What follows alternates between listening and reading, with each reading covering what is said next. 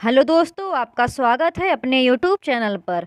तो दोस्तों, अभी हम 28 दिसंबर को जो आपका पेपर हुआ था उसमें जो आपके मैथ्स में क्वेश्चन पूछे गए थे उनके सॉल्यूशंस करूँगे, जितने भी मुझे क्वेश्चंस मिल चुके हैं। और बाकी जो पहले क्वेश्चन मिल गए थे उनके वीडियो मैंने ऑलरेडी 28 दिसंबर को ही वीडियो बनाकर यूट्यूब चैनल पर प्रोवाइड आपको कर दिए थे। तो दोस्तों, आपका पहला क्वेश्चन पूछा गया था 10,20,305 का सही संख्यात्मक रूप कौन सा है। तो आपका ऑप्शन इसमें पहला सही हो जाएगा। इकाई, दाही, सैकड़ा, हजार, 10,000, लाख, 10 लाख। तो आपका 10,20,305 आपका ऑप्शन पहला सही हो जाएगा। Ones, tens, 100,000, 10,000, lakh, 10 lakh. तो आपका ऑप्शन पहला सही हो जाएगा। आपका अगला क्वेश्चन पूछा गया था अवरोही क्रम में व्यवस्थित करने पर निम्नलिखित में से कौन सी संख्या तीसरे स्थान पर होगी। तो जब इसे आप अवरोही क्रम में लिखोगे तो आपकी दूसरी संख्या तीसरे स्थान पर आएगी। तो आपका ऑप्शन दूसरा सही हो जाएगा, 9.099। अवरोही क्रम मतलब डिसेंडिंग ऑर्डर। आपका अगला क्वेश्चन पूछा गया था संख्या 276875 में आए दो 7 के स्थानीय मानों का अंतर कितना है। तो दोस्तों, आप इसके प्लेस वैल्यू फाइंड करोगे। तो देखिए दोस्तों, आपका 7 इधर पे है, तो जब आप पहले 7 का स्थानीय मान निकालोगे तो कितने ज़ीरो ऐड हो जाएंगे, 1 2 3 4। तो पहले का ये आ जाएगा स्थानीय मान, दूसरे का आपका आ जाएगा 70। तो आप इनको सब्सट्रैक्ट कर लोगे तो आपका ऑप्शन दूसरा सही हो जाएगा, 699,730। आपका अगला क्वेश्चन पूछा गया था त्रिभुज के कोणों के मापों का अनुपात 3:4:8 के रूप में दिया गया है। तीनों कोणों में से सबसे छोटे कोण का माप क्या है। तो दोस्तों, रेशियो क्वेश्चन में हमने किया हुआ है। त्रिभुज के तीनों कोणों की माप कितनी होती है, 180 डिग्री। तो आप इसे जब सॉल्व करोगे तो आप कैसे करोगे, 3x, एक वेरिएबल ले लेते हैं ना, 3x + 4x + 8x is equal to 180। तो आपकी x की वैल्यू आ जाएगी 12 डिग्री। तो आप सबसे छोटी वैल्यू कौन सी है आपकी, 3x। तो आप जब x की वैल्यू 3 के साथ पुटअप करोगे तो आपका सबसे छोटा डिग्री जो एंगल आएगा वो आएगा आपका 12 3 सा 36। तो आपका ऑप्शन फोर्थ सही हो जाएगा, 36 डिग्री। आपका फिफ्थ क्वेश्चन पूछा गया था एक ट्रेन मुंबई से 30 अप्रैल 2020 को 10:45 घंटे पर निकलती है और 2 मई 9:15 घंटे पर बोकारो पहुंचती है। ट्रेन की यात्रा का कुल समय क्या है। तो आप पूरी टाइमिंग ऐड कर लेंगे तो आपका ऑप्शन तीसरा सही हो जाएगा, आपका निकलेगा 34 घंटे 30 मिनट। आपका अगला क्वेश्चन पूछा गया था कथन ए 1 एक अभाज्य संख्या नहीं है, कथन बी 1 एक मिश्रित संख्या नहीं है। उपरोक्त कथन में से कौन सा कथन सत्य है। तो आपका इसका ऑप्शन पहला सही हो जाएगा, ए और बी दोनों सत्य हैं। आपका अगला क्वेश्चन पूछा गया था जिसमें आपको ये सॉल्यूशन करना था, मान ज्ञात कीजिए। ये आपको सिंप्लीफाई करना है। जब आप इसे सिंप्लीफाई करोगे तो आपकी फाइनल वैल्यू आएगी 12। आपका अगला क्वेश्चन पूछा गया था निम्नलिखित में से कौन सा सही है।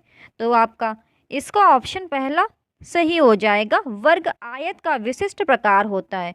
दोस्तों, अगर आपको वीडियोस अच्छे लगे तो इस यूट्यूब चैनल को सब्सक्राइब जरूर कीजिएगा और वीडियो को लाइक भी ज़रूर कर दीजिएगा। आपको इस यूट्यूब चैनल पर डेली आपको पेपर के एनालिसिस मिलते रहेंगे, तो प्लीज़ इस यूट्यूब चैनल को सब्सक्राइब जरूर कर लीजिएगा और वीडियो को लाइक भी ज़रूर कर दीजिएगा।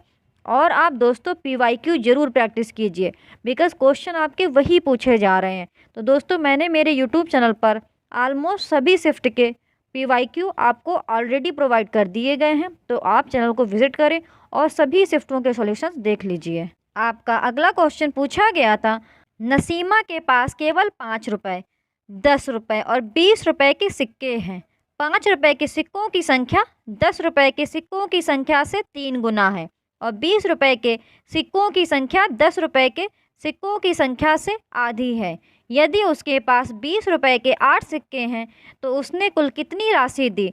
तो दोस्तों इसे आप जब सॉल्व करोगे तो आपका उत्तर आएगा दूसरा 560 रुपी। आपका अगला क्वेश्चन पूछा गया था, निम्न गुणनफलों में से किससे एक प्राकृतिक संख्या प्राप्त होती है। तो आपका 10th का ऑप्शन दूसरा सही हो जाएगा, सेकंड।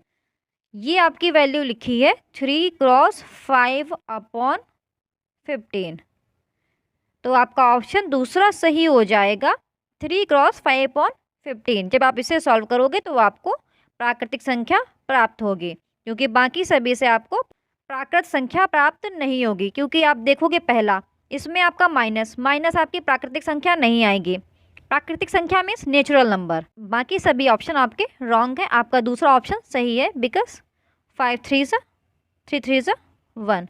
तो आपकी फाइनल वैल्यू क्या आ जाएगी 1। तो आपका ऑप्शन दूसरा सही हो जाएगा। आपका 11th क्वेश्चन पूछा गया था, 28 और 92 का लघुत्तम समाप्त वर्त ज्ञात कीजिए। तो आपका 11th का ऑप्शन दूसरा सही हो जाएगा 644। तो बेसिकली आपको दोस्तों इसका एलसीएम फाइंड करना है, तो आप इसके फैक्टर्स निकालिएगा गुणनखंड विधि और सॉल्व करेंगे। आपका ऑप्शन दूसरा सही हो जाएगा, बिकॉज आपका एलसीएम 644 आ जाएगा। आपका अगला क्वेश्चन पूछा गया था, एक प्राचीन गणितीय उपकरण जिसका उपयोग स्थानीय मान और जातीय मान की अवधारणा को सिखाने के लिए किया जाता है। तो आपका 12th का ऑप्शन दूसरा सही हो जाएगा, अबेकस।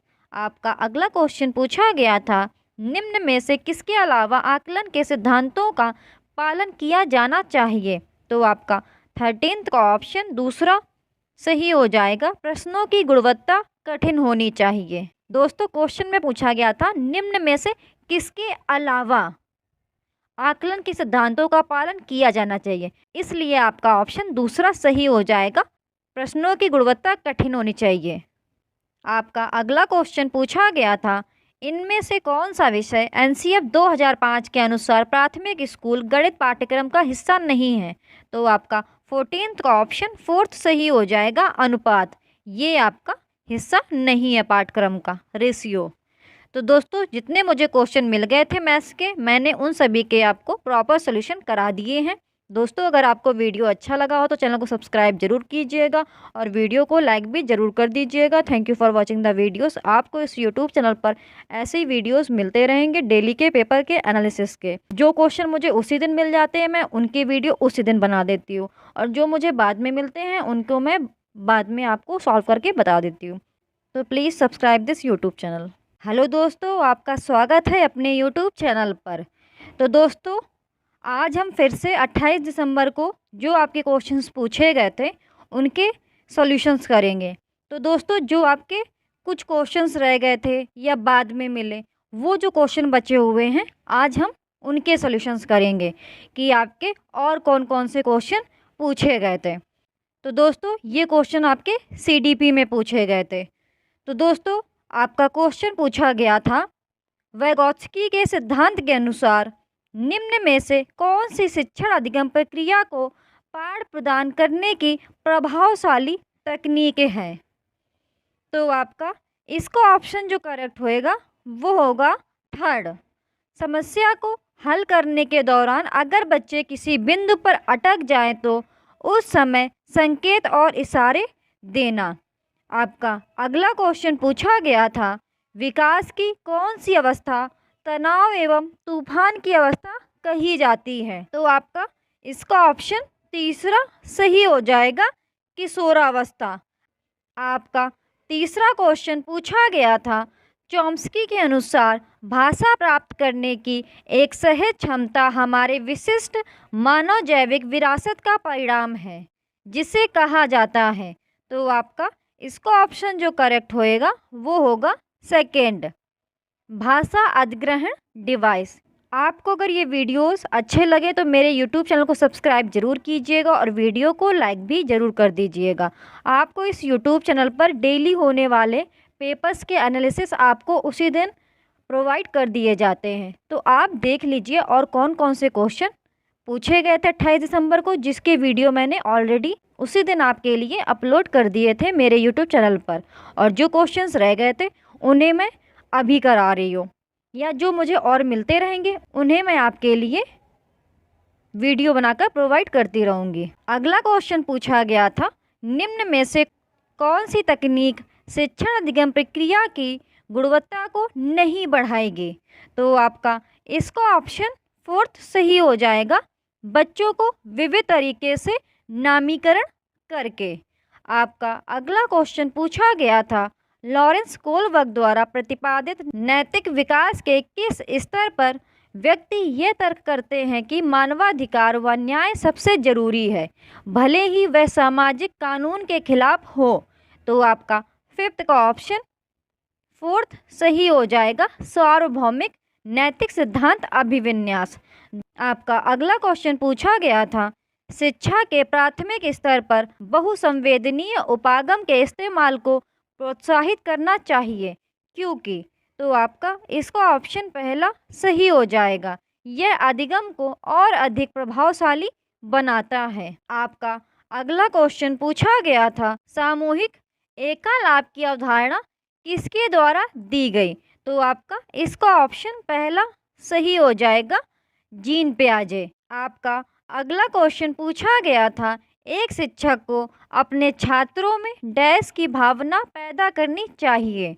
तो आपका इसका ऑप्शन पहला सही हो जाएगा, जुड़ाव। आपका अगला क्वेश्चन पूछा गया था, विद्यार्थियों में समालोचनात्मक या गहन चिंतन का आकलन किस प्रकार किया जा सकता है? तो आपका इसका ऑप्शन दूसरा सही हो जाएगा, उनके विवेचनात्मक कौशलों के विश्लेषण द्वारा। आपका अगला क्वेश्चन पूछा गया था, वेगोत्स्की के अनुसार जेडपीडी से तात्पर्य है? तो आपका ऑप्शन तीसरा सही हो जाएगा, माता पिता से सहयोग का लाभ।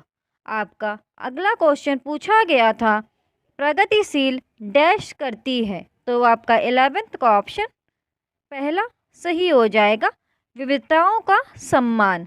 आपका अगला क्वेश्चन पूछा गया था, राष्ट्रीय पाठचर्या की रूपरेखा 2005 इसकी समझ से प्राप्त होती है? तो आपका इसका ऑप्शन तीसरा सही हो जाएगा, रचनावाद। आपका अगला क्वेश्चन पूछा गया था, 4 साल की बच्ची सौम्या सड़क पर दौड़ती हुई फिसलकर यह कहकर रोने लगी कि सड़क ने मुझे चोट पहुंचाई। उसकी सोच पूर्व बाल्यावस्था में डैश की प्रवृत्ति से जुड़ी हो सकती है? तो आपका 13 का ऑप्शन पहला सही हो जाएगा, जीववाद। आपका अगला क्वेश्चन पूछा गया था, निम्न में से बच्चों के प्राथमिक सामाजिकरण की संस्था कौन सी है? तो आपका 14th का ऑप्शन 4th सही हो जाएगा, परिवार। आपका अगला क्वेश्चन पूछा गया था, भाषा व संज्ञानात्मक विकास के बारे में निम्नलिखित में से कौन सा कथन सही है? तो आपका इसका ऑप्शन पहला सही हो जाएगा, भाषा की संज्ञानात्मक विकास में महत्वपूर्ण भूमिका है। तो दोस्तों, मुझे ये 15 क्वेश्चन मिले हैं जो उस दिन पूछे गए थे। तो दोस्तों, आपको वीडियो कैसा लगा आप कमेंट सेक्शन में ज़रूर बताइएगा। दोस्तों, आपको इस YouTube चैनल पर ऐसे ही वीडियोस मिलते रहेंगे, तो प्लीज़ आप इस YouTube चैनल को सब्सक्राइब जरूर कर लीजिए। मैं आपको सभी शिफ्टों के एनालिसिस आपको उसी दिन प्रोवाइड करती रहूँगी, और साथ में जो क्वेश्चन मुझे बाद में मिलते रहेंगे मैं वो भी आपको डे बाय डे प्रोवाइड करते हुए चलूँगी।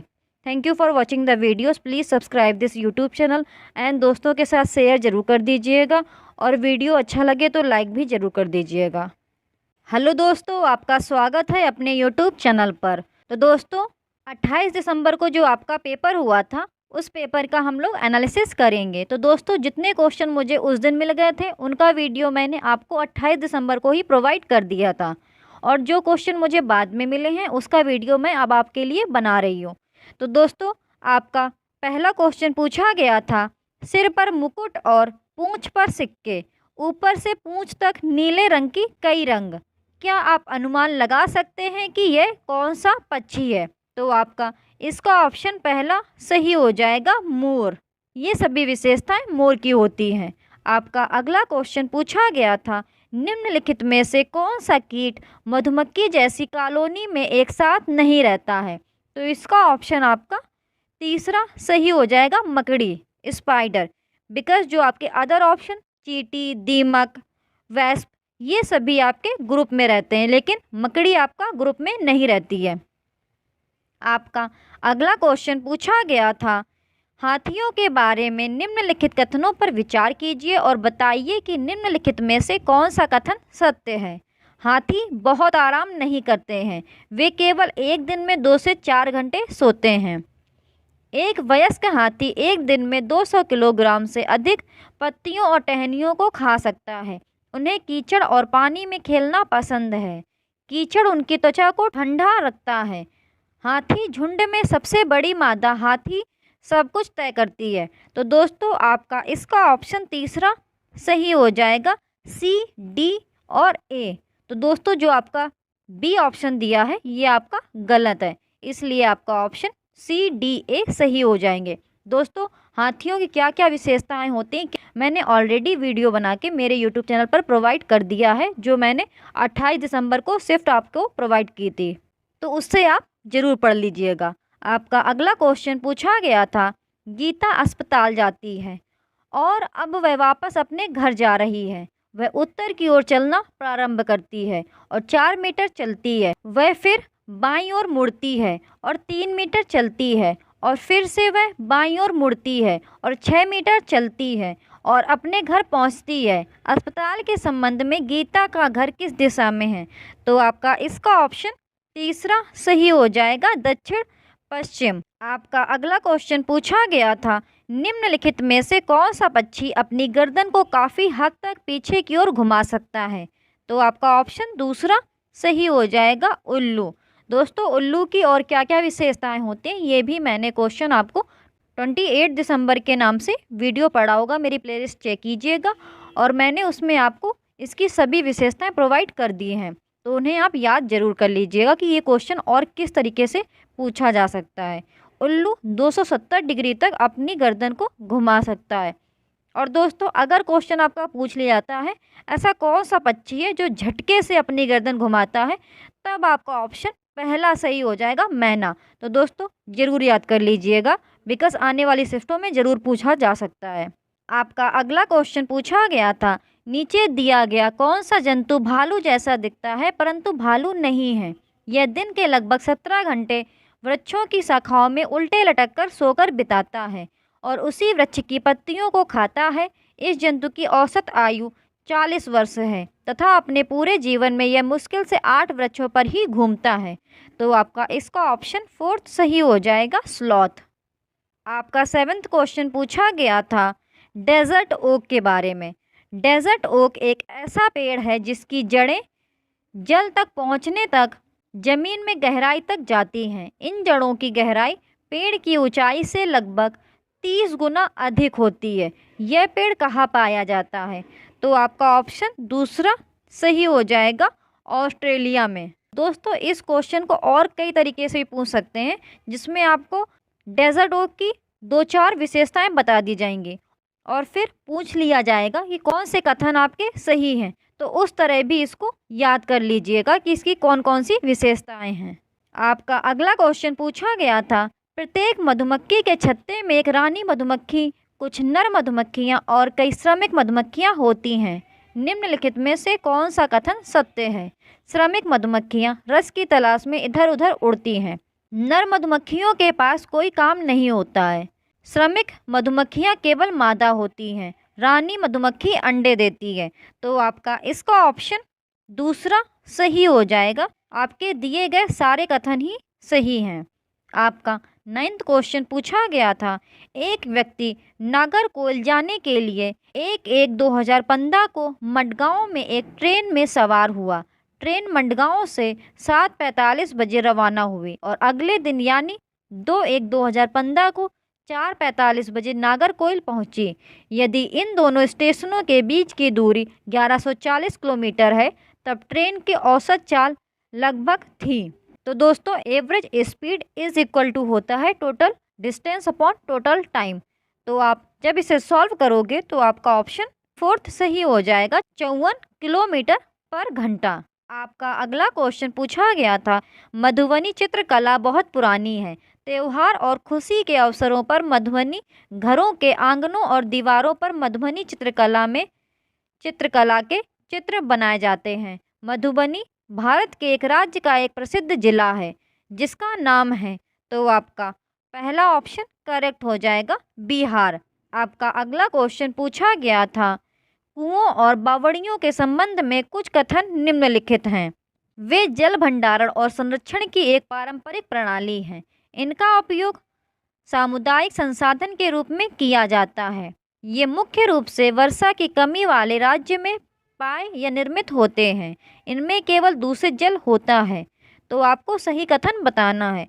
तो आपका ऑप्शन पहला सही हो जाएगा, ए बी सी। तो आपके कथन ए बी सी सही है और डी कथन आपका गलत है। दोस्तों, आपको वीडियो कैसा लगा कमेंट सेक्शन में ज़रूर बताइएगा। आपको इस यूट्यूब चैनल पर डेली पेपर के एनालिसिस मिलते रहेंगे, तो प्लीज़ इस यूट्यूब चैनल को सब्सक्राइब जरूर कर लीजिएगा। और दोस्तों, आपके लिए इस यूट्यूब चैनल पर ऑलरेडी PYQ अपलोड कर दिए गए हैं ऑलमोस्ट सभी शिफ्ट के, तो आप ज़रूर यूट्यूब चैनल को विजिट करें और सभी शिफ्टों के सोल्यूशंस देख लीजिए बिफोर योर एग्ज़ाम। आपका अगला क्वेश्चन पूछा गया था, वन्य जीवन के संरक्षण के लिए राष्ट्रीय उद्यान महत्वपूर्ण है। भारत में कौन सा राष्ट्रीय उद्यान सबसे पुराना है? तो आपका ऑप्शन दूसरा सही हो जाएगा, जिम कॉर्बेट नेशनल पार्क। आपका अगला क्वेश्चन पूछा गया था, निम्नलिखित में से कौन सा प्राथमिक विद्यालय में पर्यावरण अध्ययन EVS शिक्षण के उद्देश्यों में से एक का प्रतिनिधित्व करता है? तो आपका 13th का ऑप्शन फोर्थ सही हो जाएगा, विद्यालय में शिक्षार्थियों के अनुभवों को बाहरी विश्व से जोड़ना। आपका अगला क्वेश्चन पूछा गया था, NCF 2005 के अनुसार एक शिक्षक की भूमिका होनी चाहिए। तो आपका 14th का ऑप्शन दूसरा सही हो जाएगा, सुविधादाता। आपका अगला क्वेश्चन पूछा गया था, पर्यावरण अध्ययन पाठ्यक्रम में लगभग 6 विषयों को किया गया है। पौधों और जानवरों को जानबूझकर इस विषय परिवार और मित्र में शामिल किया गया है। निम्नलिखित में से सभी को इस समावेश के कारणों के रूप में उद्धृत किया जा सकता है। एक को छोड़कर वह कौन सा है? बेसिकली थीम और सब थीम का क्वेश्चन है ये आपका। तो आपका 15th का ऑप्शन फोर्थ सही हो जाएगा, छात्रों को विज्ञान के दृष्टिकोण से पौधों और जानवरों को समझने में सक्षम बनाना। क्वेश्चन में पूछा गया था एक को छोड़कर, इसलिए आपका ऑप्शन फोर्थ सही हो जाएगा, छात्रों को विज्ञान के दृष्टिकोण से पौधों और जानवरों को समझने में सक्षम बनाना। तो दोस्तों, ये 15 क्वेश्चन मैंने आपको प्रोवाइड कर दिए हैं। बाकी क्वेश्चन जो थे वो मैंने आपको उसी दिन प्रोवाइड कर दिए थे।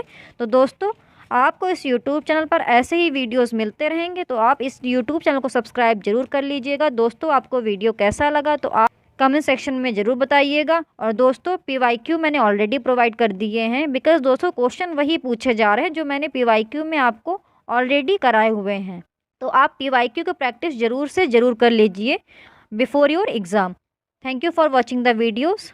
वीडियो अच्छा लगा हो तो वीडियो को लाइक ज़रूर कर दीजिएगा और दोस्तों के साथ शेयर भी ज़रूर कर दीजिएगा। Please support this YouTube channel. Hello दोस्तों, आपका स्वागत है अपने यूट्यूब चैनल पर। तो दोस्तों, 28 दिसंबर को जो आपका पेपर हुआ था उसमें जो आपके हिंदी और इंग्लिश में पेडागॉजी क्वेश्चन पूछे गए थे, मैं उनका बेसिकली सॉल्यूशन करा रही हूँ। बिकॉज जो आपके गद्यांश पद्यांश और इंग्लिश में पैसेज पूछे जाते हैं वो तो आप वहीं पढ़ करके आप सॉल्यूशन दे दोगे इजीली। तो जो पेडागॉजी क्वेश्चन मुझे मिले हैं मैं उनके वीडियोज़ आपको प्रोवाइड कर रही हूँ।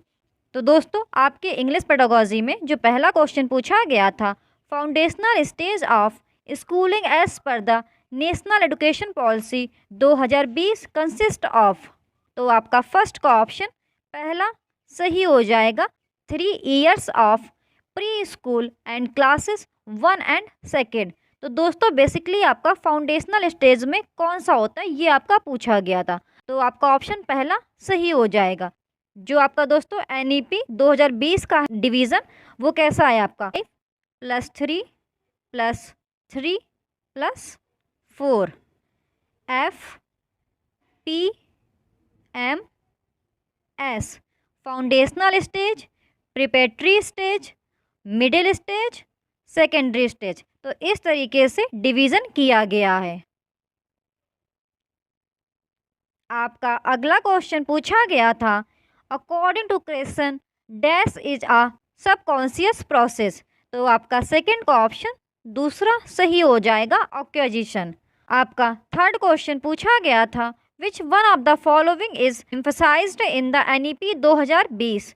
तो आपका थर्ड का ऑप्शन फोर्थ सही हो जाएगा, हाउ टू लर्न। आपका अगला क्वेश्चन पूछा गया था, कॉम्प्रिहेंसिबल इनपुट मीन्स। तो इसका ऑप्शन आपका पहला सही हो जाएगा, that language learners improve in a language when they are given language input that is slightly more advanced than their current level। आपका अगला क्वेश्चन पूछा गया था, a teacher keeps the students work of language use and uses it for assessing the learners achievement। what is this strategy for assessment known as। तो आपका fifth का option fourth सही हो जाएगा, पोर्टफोलियो असेसमेंट। आपका अगला क्वेश्चन पूछा गया था, according to NCF 2005 learning of English aims.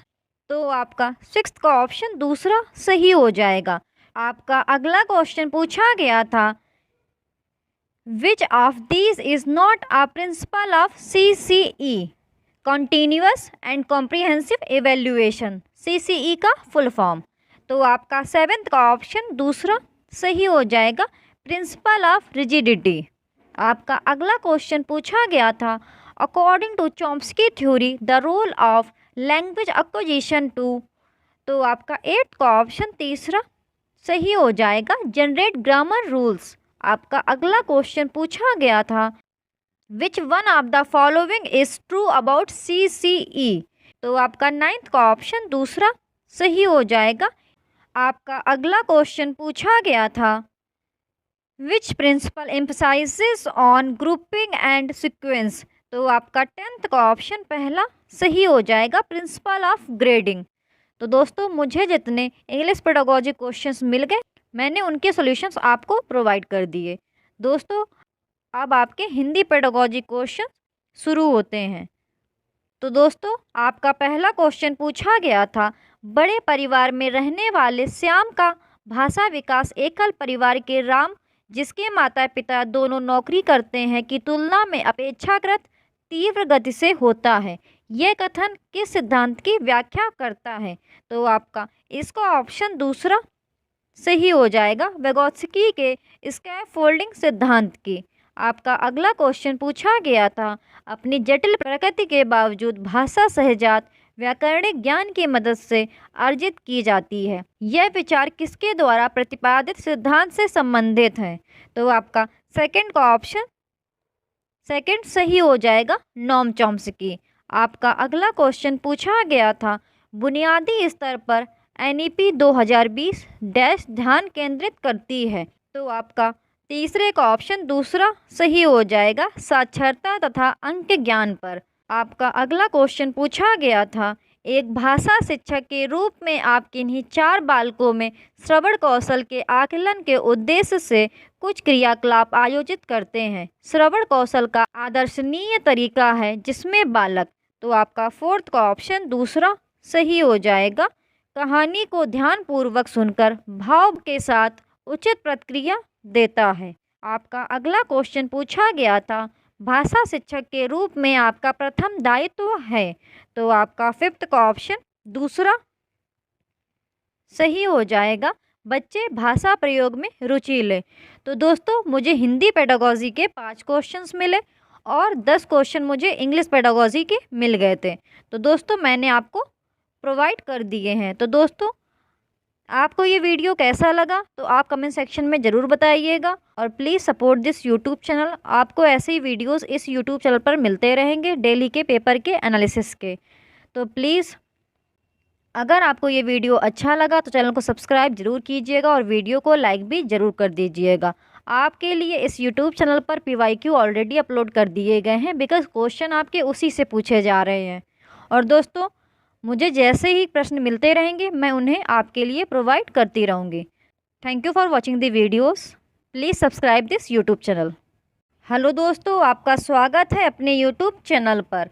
तो दोस्तों आज हम 29 दिसंबर को जो आपका पेपर हुआ था उसमें जो क्वेश्चंस पूछे गए थे उन क्वेश्चंस का प्रॉपर एनालिसिस करेंगे। तो दोस्तों आपका पहला क्वेश्चन आया था 96 के कारकों का योग। तो बेसिकली दोस्तों इसमें आपको इनके जो फैक्टर्स हैं 96 के जो गुणनखंड हैं उनका आपको योग बताना है। गुणनखंड से मतलब कि 96 जिससे डिविजिबल है उन सभी का एडिशन आपका कितना होगा आपको वो बताना है। जैसे 1 से हर एक नंबर डिविजिबल होता है, तो 1 से हो जाएगा 96, 2 से होएगा, 3 से होएगा, 4 से होएगा, 6 से होएगा, 8 से होएगा, 12 से होएगा। ऐसे ही आपको चेक करना है कितने कितनों से होएगा और फिर उन सभी का आपको ऐड करना होगा और फिर उनका जो सम आएगा वही आपका इसका आंसर होगा। तो आपका जो सम आएगा वो आएगा 252। तो इसका ऑप्शन दूसरा सही हो जाएगा 252। आपका अगला क्वेश्चन पूछा गया था, एक रेलगाड़ी नई दिल्ली रेलवे स्टेशन से मंगलवार को शाम 3:15 पर चलती है तथा मुंबई सेंट्रल पर अगले दिन सुबह 9:40 AM पर पहुंचती है। रेलगाड़ी द्वारा पूरी यात्रा में लिया गया समय क्या है? तो आपका इसका ऑप्शन तीसरा सही हो जाएगा 18 घंटे 25 मिनट। तो दोस्तों आप पूरा टाइम कैलकुलेट कर लीजिएगा, आपका ऑप्शन तीसरा सही हो जाएगा। आपका अगला क्वेश्चन पूछा गया था, कक्षा 5 का विद्यार्थी मनोज माया के घर दूध लेने गया जो उसके घर की उत्तर दिशा में 500 मीटर की दूरी पर है।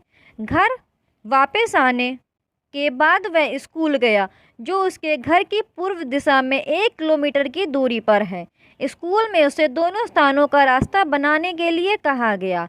उसने कागज पर सबसे पहले एक बिंदु बनाकर उसे H नाम दिया जो उसके घर को दिखाता है। फिर उसने माया के घर में M और स्कूल के घर के लिए S बिंदु बनाया। इनमें से सबसे उपयुक्त प्रदर्शन कौन सा है? तो आपका इसका ऑप्शन पहला सही हो जाएगा। S बिंदु को H बिंदु के दाएं अंकित किया गया है जिसकी दूरी HM से 2 गुनी है। आपका अगला क्वेश्चन पूछा गया था, एक दुकानदार 11 लीटर 370 मिलीलीटर सेब का रस, 8 लीटर 490 मिलीलीटर संतरे का रस, 3 लीटर 150 मिलीलीटर पानी में मिलाता है। तैयार मिश्रण को 950 मिलीलीटर क्षमता की छोटी बोतलों में भरा गया था। उसने इस मिश्रण को कितनी छोटी बोतलों में भरा होगा और बची हुई मात्रा क्या होगी? तो जब आप इसको सॉल्व करोगे दोस्तों इसमें कोई बड़ी कैलकुलेशन नहीं है, आपको ऐड मल्टीप्लाई डिवाइड यही करना है, उससे ज़्यादा आपको कुछ नहीं करना है। तो आप इसे कैलकुलेशन कर लीजिएगा और जब आप आंसर इसका निकालेंगे तो आपका इसका उत्तर आएगा पहला 24,210 मिलीलीटर। आपका अगला क्वेश्चन पूछा गया था, त्रिभुजों के तीनों कोणों का अनुपात 3:5:4 है तथा सबसे बड़ा कोण x है, तब 4x + 9 डिग्री का मान कितना होता है? दोस्तों सिमिलर ही क्वेश्चन मैंने आपको कल भी सॉल्व करके बताया था। तो क्या होगा, आपका त्रिभुज के तीनों कोणों की माप 180 डिग्री होती है। तो आपकी ये वैल्यू रेशियो में दी गई है। तो आप क्या लिखोगे, 3x + 5x + 4x = 180 डिग्री। आपकी x की वैल्यू आप फाइंड करोगे, आपकी x की वैल्यू आ जाएगी 15 डिग्री। तो अब यहाँ पर आप x की वैल्यू पुट कर दोगे। देखिए यहाँ पर क्या दिया है, सबसे बड़ा कोण x है, तो सबसे बड़ा रेशियो कौन सा आपका 5। तो आप 5 के साथ x की वैल्यू पुट कर दोगे तो आपका कैपिटल X की वैल्यू आ जाएगी 5 × 15 बेसिकली 75 डिग्री। अब कैपिटल X की वैल्यू आपकी जो इक्वेशन दी गई है 4x + 9 डिग्री, आपका इसी का आंसर पूछा गया है। तो आप कैपिटल X की वैल्यू क्या आई थी आपका 75, तो आप करोगे 4 × 75 डिग्री + 9 डिग्री। आप इनको सॉल्व करोगे, आपका उत्तर क्या आ जाएगा 309। तो आपका ऑप्शन दूसरा सही हो जाएगा। दोस्तों क्वेश्चन के पूछने का तरीका होता है बट आपके क्वेश्चंस यही आते हैं। मैं ये नहीं बोलती आपके एज इट इज़ यही क्वेश्चन आ गया होगा, बिकॉज मैं एग्ज़ाम हॉल देने नहीं गई थी पेपर। दोस्तों मुझे जो बताए जाते हैं या जो पता लगते हैं कि आपका ऐसा क्वेश्चन पूछा गया है, तो मैं उससे रिलेटेड या उस तरह का कोई क्वेश्चन आपको बता देती हूँ कि जब आप आने वाली शिफ्टों में पेपर देने जाओगे तो आपको इसी तरीके से वहाँ सॉल्व करना है। बिकॉज़ क्वेश्चन पेपर का फॉर्मेट तो यही है ना, सिलेबस तो चेंज नहीं हो जाएगा ना दोस्तों। आपका अगला क्वेश्चन पूछा गया था, एक आयत का परिमाप 104 सेंटीमीटर है तथा इसकी लंबाई और चौड़ाई का अनुपात 8:5 है। इस आयत का क्षेत्रफल है। तो दोस्तों आप परिमाप और क्षेत्रफल का फॉर्मूला लगाएंगे। आयत के परिमाप का फॉर्मूला होता है 2 ब्रैकेट में l+b और आयत का क्षेत्रफल का होता है l × b। तो जब आप फॉर्मूलाज में वैल्यू पुट करके आप सॉल्व करोगे तो आपका जो इसका आंसर आएगा वो होगा आपका 640 सेंटीमीटर स्क्वायर। तो दोस्तों आप इसे सॉल्व कर लीजिएगा, आपका आंसर 640 सेंटीमीटर स्क्वायर आ जाएगा। आपका अगला क्वेश्चन पूछा गया था, 800 centimetre plus 80.8 kilometre is equal to dash metre. तो आपका इसका उत्तर जो सही होगा वो आपका पहला होगा। आपका अगला क्वेश्चन पूछा गया था, 1/3 किलो केक से कितने 1/12 किलो के टुकड़े काटे जा सकते हैं। तो दोस्तों ये नॉर्मल क्वेश्चन है, आपको डिवाइड करके देखना।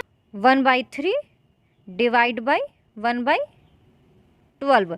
तो जब आप सॉल्व करोगे इसको तो क्या हो जाएगा, तो अगले स्टेप में आपका क्या हो जाएगा, 1/3 मल्टीप्लाई 12/1, 3 4 12। तो आपका फाइनल आंसर आएगा 4। आपका अगला क्वेश्चन पूछा गया था, निम्नलिखित पैटर्न का अध्ययन कीजिए। तो दोस्तों आपका क्वेश्चन पैटर्न पर पूछा गया था। जैसे दोस्तों ये आपका पैटर्न दिया गया है, 9 × 9 + 7 इज इक्वल टू 88। अगला दिया है 98 × 9 + 6 इज इक्वल टू 888। तो दोस्तों इस पैटर्न का जो आपका आंसर सही होगा वह है आपका पहला। तो बेसिकली ये आपका कैसे आ रहा है, देखिए आप 9 × 9 करोगे, 9 9 = 81 + 7 8 करोगे आपका आएगा 88। फिर अगले में आपका 98 × 9 है, तो आप 98 9 करोगे और +6 करोगे तो आपका आएगा 888।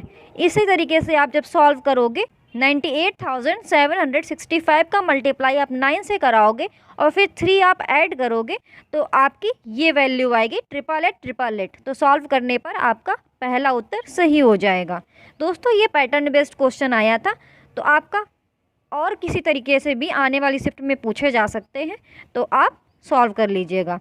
आपका अगला क्वेश्चन पूछा गया था, विषम कोण के घूर्णी समरूपता का क्रम। तो आपका इसका उत्तर आपका तीसरा सही हो जाएगा 2।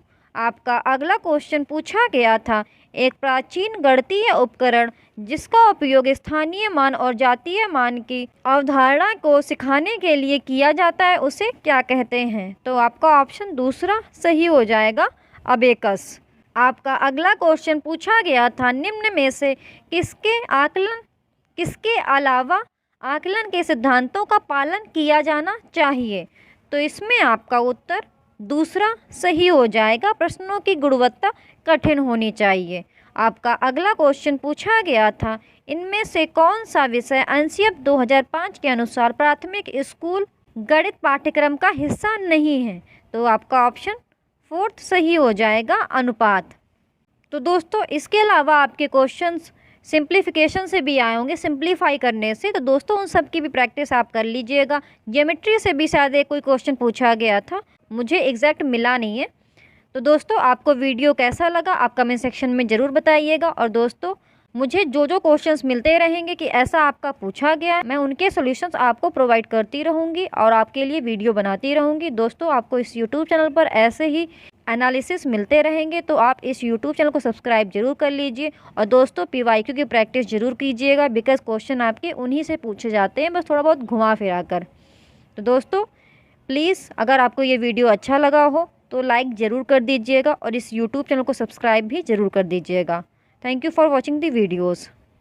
हेलो दोस्तों, आपका स्वागत है अपने यूट्यूब चैनल पर।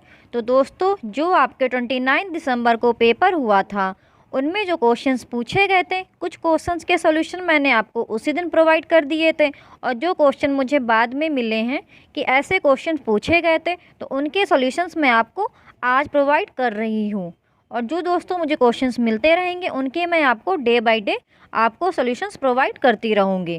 तो दोस्तों, आपका पहला क्वेश्चन पूछा गया था, निम्नलिखित में से कौन सा प्रोटीन का सबसे अच्छा स्रोत है? तो आपका इसका ऑप्शन तीसरा सही हो जाएगा, सोयाबीन। आपका अगला क्वेश्चन पूछा गया था, गलत युग्म का चयन करें। तो आपका इसका ऑप्शन फोर्थ सही हो जाएगा, कुचिपुड़ी उड़ीसा। बिकॉज कुचिपुड़ी जो आपका ये आंध्र प्रदेश का डांस है। तो दोस्तों, आपका ऑप्शन फोर्थ गलत हो जाएगा। और कालबेलिया आपका राजस्थान का नृत्य है, चेराव मिज़ोरम का, बिहू आसाम का। दोस्तों, ये क्वेश्चन आपके इंडिविजुअल भी पूछे जा सकते हैं, तो आप इन डांस फॉर्म को और रिलेटेड टू स्टेट ज़रूर याद कर लीजिएगा। आपका अगला क्वेश्चन पूछा गया था, निम्नलिखित में से कौन सी गैस ग्रीन हाउस गैस नहीं है? तो आपका ऑप्शन फोर्थ सही हो जाएगा, कार्बन मोनोऑक्साइड गैस। जो मुझे क्वेश्चंस मिलते हैं कि ऐसे क्वेश्चंस पूछे गए हैं, मैं उनके वीडियोस आपको बनाकर प्रोवाइड कर देती हूँ, या वो पूछे गए होंगे या आने वाली शिफ्ट में पूछ लिए जाएंगे। बिकॉज मैं आपको वही क्वेश्चंस प्रोवाइड कर रही हूँ जो पूछे गए हैं या पूछे जा सकते हैं। तो दोस्तों, आप इन क्वेश्चंस को ज़रूर से ज़रूर प्रैक्टिस कर लें और याद कर लें कि आपके और किस तरीके से क्वेश्चन पूछे जा सकते हैं। आपका अगला क्वेश्चन पूछा गया था, खेजड़ी वृक्ष के बारे में सही कथनों का चयन कीजिए।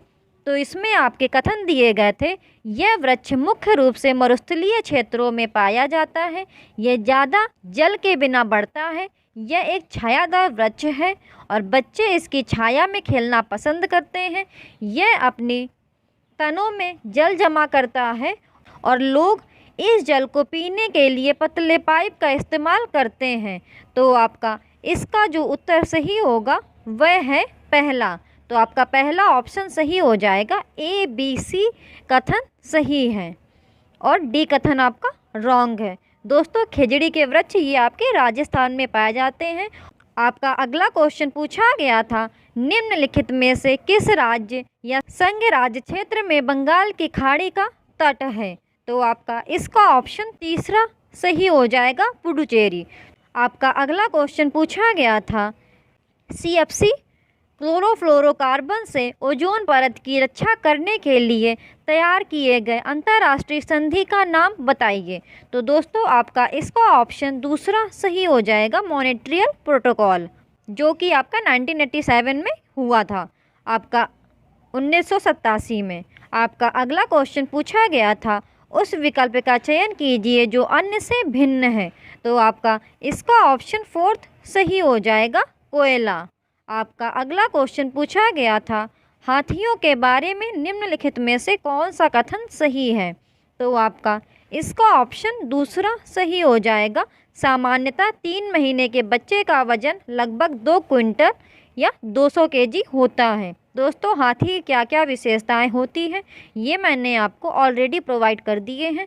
आप मेरे यूट्यूब चैनल को विज़िट कीजिएगा और जो प्लेलिस्ट बनी है आपके सीटेट पेपर 2022-23 के एनालिसिस की, उसको स्क्रॉल कीजिएगा। उसमें मैंने आपको 28 दिसंबर को जो आपका पेपर हुआ था उसके एनालिसिस में मैंने आपको बहुत सारे पक्षियों की, हाथी की, मधुमक्खियों की और फूलों की बहुत सारी चीज़ों की मैंने उसमें आपको वीडियो बनाकर प्रोवाइड कर दी है। तो आप उसे ज़रूर देख लीजिएगा, बिकॉज़ उसमें बहुत सारी एक्स्ट्रा इन्फॉर्मेशन मैंने आपको प्रोवाइड की है।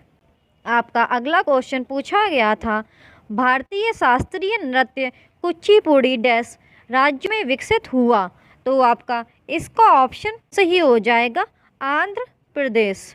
आपका अगला क्वेश्चन पूछा गया था, निम्नलिखित में से कौन सा समूह EVS पाठ्यक्रम में सुझाई गई 6 थीमों में से 4 को सही ढंग से प्रस्तुत करता है? तो आपका इसका ऑप्शन दूसरा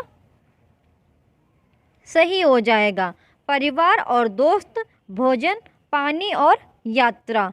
दोस्तों, आपका एक क्वेश्चन बताया गया था कि आपका प्लेस और कैसे घर बनाए जाते हैं, उस तरह से भी पूछा गया था, मैच दी फॉलोइंग करके। तो दोस्तों, मैंने आपको प्लेस और उनके घर की विशेषताएं भी मैंने उसका भी वीडियो आपको उसी दिन 28 दिसंबर को जो मैंने वीडियो बनाया था उसमें आपको प्रोवाइड कर दिया है। तो आप उस वीडियो को ज़रूर से ज़रूर देख लीजिए, बिकॉज़ आपके ऐसे ही क्वेश्चंस पूछे जाते हैं। आपका अगला क्वेश्चन पूछा गया था, एक ईवीएस के शिक्षक के लिए विद्यार्थी के ईवीएस के ज्ञान का मूल्यांकन करने हेतु निम्न में से कौन सी विधि सही है? तो आपका 11th का ऑप्शन 4th सही हो जाएगा। शिक्षक द्वारा बनाए उपकरण जो उसके विद्यार्थियों, उसकी शिक्षण प्रणाली तथा स्थानीय प्रसंगों के अनुकूल हो। आपका अगला क्वेश्चन पूछा गया था, एनईपी के मुताबिक पर्यावरण विज्ञान को शिक्षा के अभिन्न अंग के रूप में शामिल करने का मुख्य कारण क्या है? तो आपका इसका ऑप्शन 4th सही हो जाएगा। छात्रों को पर्यावरण की सुरक्षा और संरक्षण मूल्य बताना। आपका अगला क्वेश्चन पूछा गया था, एक व्यक्ति नागरकोइल जाने के लिए 1/1/2015 को मडगांव में एक ट्रेन में सवार हुआ। ट्रेन मडगांव से 7:45 बजे रवाना हुई और अगले दिन यानी 2/1/2015 को 4:45 बजे नागरकोइल पहुंची। यदि इन दोनों स्टेशनों के बीच की दूरी 1140 किलोमीटर है, तब ट्रेन की औसत चाल लगभग थी। तो औसत चाल का फॉर्मूला होता है total distance upon total time, कुल दूरी अपॉन कुल समय। तो जब इसे आप दोस्तों सॉल्व करोगे तो आपका ऑप्शन 4th सही हो जाएगा, 54 किलोमीटर पर घंटा। आपका अगला क्वेश्चन पूछा गया था, टैपियोका का दूसरा नाम है। तो आपका इसका ऑप्शन दूसरा सही हो जाएगा, कप्पा। आपका अगला क्वेश्चन पूछा गया था जो डायरेक्शन बेस्ड था। दोस्तों आपके क्वेश्चन यही पूछे जाते हैं, डायरेक्शन बेस्ड औसत चाल। तो दोस्तों आप इनकी प्रैक्टिस जरूर कर लीजिएगा। तो आपका 15 क्वेश्चन पूछा गया था, एक डॉक्टर का घर X पर स्थित है तथा उसका अस्पताल Y पर स्थित है। डॉक्टर के घर से अस्पताल जाने के लिए कोई सीधी सड़क नहीं है, अतः डॉक्टर पहले A पर जाते हैं जो X के ठीक पूर्व में 500 मीटर की दूरी पर है। फिर वह B पर जाते हैं जो A के ठीक दक्षिण में 400 मीटर की दूरी पर है। फिर वह C पर जाते हैं जो B के ठीक पश्चिम में 90 मीटर की दूरी पर है और अंत में वह अपने अस्पताल पर पहुंचते हैं जो C के ठीक उत्तर में 80 मीटर की दूरी पर है। अस्पताल के सापेक्ष डॉक्टर के घर की सही दिशा क्या है? तो आप जब इसे सॉल्व करोगे तो आपका ऑप्शन दूसरा सही हो जाएगा, उत्तर पश्चिम। तो दोस्तों मुझे जो क्वेश्चंस मिले कि आपके इस तरह क्वेश्चन पूछे गए थे तो मैंने आपको उनके सॉल्यूशंस प्रोवाइड कर दिए हैं। दोस्तों इसके अलावा आपके राजधानी से भी रिलेटेड शायद कोई क्वेश्चन पूछा गया था और आपका किसी राज्य की सीमावर्ती राज्य से भी क्वेश्चन पूछा गया था। तो दोस्तों आप उनकी भी प्रैक्टिस ज़रूर कर लीजिएगा। और दोस्तों आपको वीडियो कैसा लगा आप कमेंट सेक्शन में ज़रूर बताइएगा। आपको इस यूट्यूब चैनल पर ऐसे ही वीडियोस मिलते रहेंगे। और दोस्तों अगर आपको वीडियो अच्छा लगा हो तो वीडियो को लाइक ज़रूर कर दीजिएगा। और दोस्तों आपको इस यूट्यूब चैनल पर डेली पेपर के एनालिसिस आपको उसी दिन मिलते रहेंगे, या मुझे जो क्वेश्चन बाद में मिलेंगे तो मैं उनके वीडियो आपको बाद में भी प्रोवाइड कर दूँगी। तो आप इस यूट्यूब चैनल को सब्सक्राइब ज़रूर कर लीजिए। Thank you for watching the videos. Hello दोस्तों, आपका स्वागत है अपने यूट्यूब चैनल पर। तो दोस्तों जो आपका 29 दिसंबर को पेपर हुआ था, आज हम उसके पेपर में पूछे गए क्वेश्चंस के एनालिसिस करेंगे। तो दोस्तों आपका पहला क्वेश्चन आया था, नई शिक्षा नीति स्तंभों पर आधारित है, एनईपी 2020 में कितने स्तंभ हैं? तो दोस्तों इसका आंसर आपका पहला सही हो जाएगा, 5 स्तंभ है। तो एनईपी 2020 के 5 स्तंभ हैं जो मैं आपको बता देती हूँ, access, equity, quality, affordability and accountability. इनका मैं हिंदी में भी बता देती हूँ आपको, पहुँच, समता, गुणवत्ता, वहनीयता, जवाबदेही। आपका अगला क्वेश्चन पूछा गया था, एनसीएफ 2005 अनुशंसा करता है कि शिक्षण को अधिकतम महत्व देना चाहिए। तो आपका इसका ऑप्शन जो करेक्ट हो जाएगा वह है पहला, कक्षा अधिगम को स्कूल के बाहर के जीवन से जोड़ने में। आपका अगला क्वेश्चन पूछा गया था, आरटीई अधिनियम 2009 के अनुसार प्रारंभिक शिक्षा का अर्थ है। तो आपका इसका ऑप्शन पहला सही हो जाएगा, पहली कक्षा से 8वीं कक्षा तक की शिक्षा। आपका अगला क्वेश्चन पूछा गया था, पियाजे के अनुसार विशिष्ट मनोवैज्ञानिक संरचनाएं अनुभव की समझ बनाने के संगठित तरीके कहलाते हैं। तो आपका इसका ऑप्शन पहला सही हो जाएगा, स्कीमा। दोस्तों, अगर आपको ये वीडियोस अच्छे लगें तो इस YouTube चैनल को सब्सक्राइब जरूर कीजिएगा और वीडियो को लाइक भी ज़रूर कर दीजिएगा।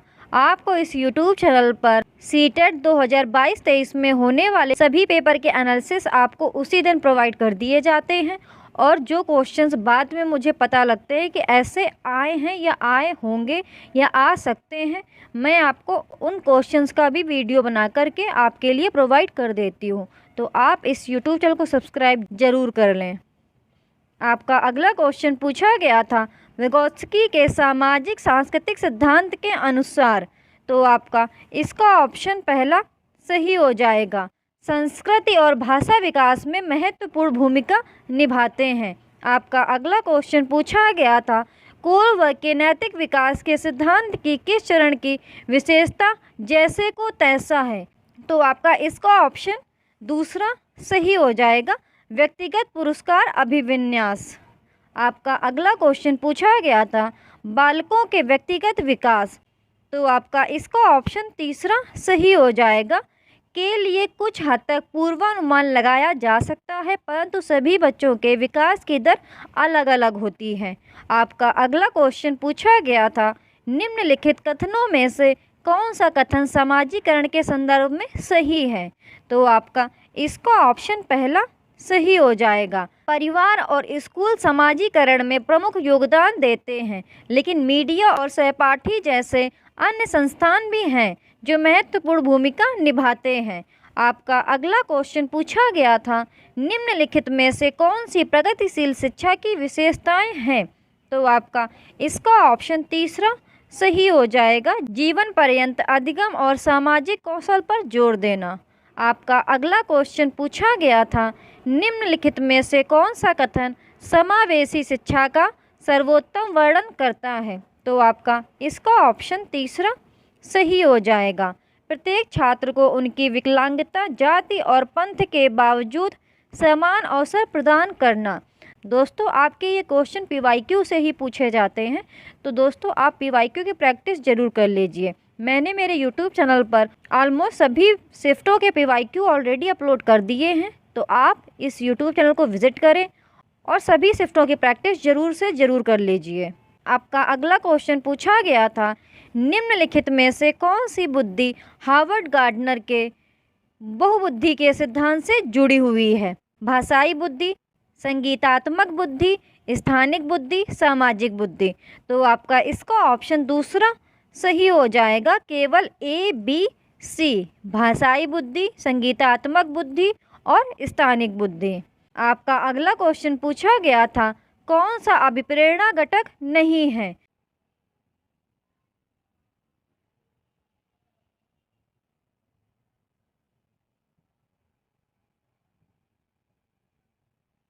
तो दोस्तों आपका 12th का ऑप्शन दूसरा सही हो जाएगा, रोट मेमोरी, रटंत स्मृति। आपका अगला क्वेश्चन पूछा गया था, समय सारणी निर्माण का सर्वाधिक उपयुक्त सिद्धांत कौन सा है जो शिक्षण अधिगम प्रक्रिया को सुदृढ़ करता है। तो आपका इसका ऑप्शन दूसरा सही हो जाएगा, विषय का महत्व एवं कठिनाई। आपका अगला क्वेश्चन पूछा गया था, अधिगम में आकलन डैश के लिए आवश्यक है। तो आपका इसका ऑप्शन दूसरा सही हो जाएगा, अभिप्रेरण। आपका अगला क्वेश्चन पूछा गया था, चॉम्स्की के अनुसार भाषा प्राप्त करने की एक सहज क्षमता हमारी विशिष्ट मानव जैविक विरासत का परिणाम है, जिसे कहा जाता है। तो आपका इसका ऑप्शन दूसरा सही हो जाएगा, भाषा अधिग्रहण डिवाइस। तो दोस्तों मुझे जितने क्वेश्चन मिले हैं कि आपके ये क्वेश्चन आए थे, तो मैंने आपको उनके सॉल्यूशंस प्रोवाइड कर दिए हैं। दोस्तों आपको वीडियो कैसा लगा कमेंट सेक्शन में ज़रूर बताइएगा।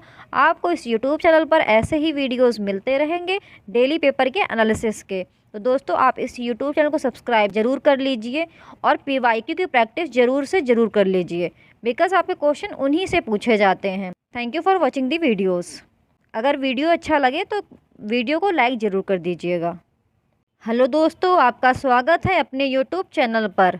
तो दोस्तों आज हम 29 दिसंबर को जो आपके हिंदी और इंग्लिश में पेडागॉजी क्वेश्चन पूछे गए थे, तो उनमें से मुझे जो क्वेश्चंस मिले हैं कि आपके इस तरीके से पूछे गए थे, उनके मैं आपको आंसर्स प्रोवाइड कर रही हूँ। और दोस्तों, जो आपके पैसेज और गद्यांश पद्यांश पूछे जाते हैं, वो तो आप वहीं रीड करके आप उनके सॉल्यूशंस वहीं आप दे देंगे। तो इसलिए मैं आपको पेडागॉजी के जो क्वेश्चंस मुझे मिले हैं, उनके सॉल्यूशंस आपको प्रोवाइड कर रही हूँ। तो दोस्तों, आपका पहला क्वेश्चन पूछा गया था, भाषा अर्जन क्षमता डैश से संबंधित है। तो आपका इसका ऑप्शन तीसरा सही हो जाएगा, चॉम्स्की। आपका अगला क्वेश्चन पूछा गया था, बालक द्वारा किसी विषय को पढ़ना अथवा सुनना भाषा के किस कौशल से संबंधित है। तो आपका इसका ऑप्शन दूसरा सही हो जाएगा, ग्रहणात्मक। आपका अगला क्वेश्चन पूछा गया था, कौन सा उपागम शिक्षार्थियों में संप्रेषणात्मक दक्षता उत्पन्न करता है। तो आपका इसका ऑप्शन तीसरा सही हो जाएगा, संप्रेषणात्मक उपागम। दोस्तों, ये सभी क्वेश्चन मैंने मेरे PYQ में कराए हैं, सेम एज इट इज़ जैसे इसमें पूछे गए हैं। तो दोस्तों, आप मेरे PYQ के जो वीडियोस मैंने अपलोड किए हैं, उन्हें ज़रूर देख लीजिए, बिकॉज आपके क्वेश्चन वही पूछे जाते हैं। और मैंने हिंदी के सभी शिफ्टों के एक एक क्वेश्चन आपको प्रोवाइड कर दिए हैं with passage explanation and pedagogy. सभी के क्वेश्चन सभी शिफ्टों के मैंने आपके लिए ऑलरेडी प्रोवाइड कर दिए हैं, तो आप उनसे ज़रूर पढ़ लीजिए। आपका अगला क्वेश्चन पूछा गया था, बहुभाषिकता के प्रति संवेदनशील शिक्षक। तो आपका इसका ऑप्शन दूसरा सही हो जाएगा, बालकों की भाषा समझने के लिए अग्रसर रहता है। आपका अगला क्वेश्चन पूछा गया था, लिखना निम्नलिखित में से कौन सा अधिगम कौशल है। तो आपका इसका ऑप्शन दूसरा सही हो जाएगा, भाषाई कौशल। तो दोस्तों, मुझे जो क्वेश्चंस मिले थे कि आपके इस तरीके से पेडागॉजी में क्वेश्चन पूछे गए थे, उनके सॉल्यूशंस मैंने आपको प्रोवाइड कर दिए हैं। दोस्तों, आपको वीडियो कैसा लगा आप ज़रूर बताइएगा। और दोस्तों, PYQ की प्रैक्टिस ज़रूर ही कर लीजिएगा। आपके अब इंग्लिश के क्वेश्चंस जो पूछे गए थे वो हैं, Which one of these is not true about language acquisition theory by Noam Chomsky। तो आपका इसका ऑप्शन फोर्थ सही हो जाएगा, prime role of child's environment. आपका अगला क्वेश्चन पूछा गया था, While developing writing skills among the students, a language teacher should most importantly focus on। तो आपका सेकंड का ऑप्शन फोर्थ सही हो जाएगा, एक्सप्रेशन ऑफ आइडियाज़।